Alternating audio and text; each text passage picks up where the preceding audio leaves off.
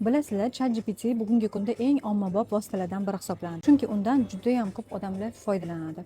U har doim ha deb turadi. Doim siz bilan rozi bo'lgandek javob beradi. Bunaqa bo'lganda natija qanaqa bo'ladi o'ylab ko'ringlar. Bu to'g'ri bo'lmaydi hech qachon. Buni oqibati yomon. Mana shu doim rozilik bildirish tarzidagi muloqot natijasida odamlar unga bog'lanib qolishadi. Unda qanaqadir tayanch his qilishadi. Olimlarning orasida shunaqa bir taxmin bor, shu yo'l bilan kelajakdagi sun'iy intellekt odamlarni o'ziga rom qiladi, ya'ni keyinchalik ularni bo'ysundirish uchun. Bunga qanaqa munosabatda bo'lish kerak? Nima deb o'ylaysizlar? Agar siz xohlamasangiz yoki ChatGPTni sizga yoqimtoy bo'lishidan charchagan bo'lsangiz, bunga boshidan pozitsiya belgilab qo'yishingiz kerak bo'ladi. Menga romantik qarashlar kerak emas. Menga qattiq, sof, prozrachniy haqiqat kerak. Faqat faktlar, faqat raqamlar. Mani fikrimni ma'qullash shart emas. O'zing qanaqa hisoblasang, shuni et.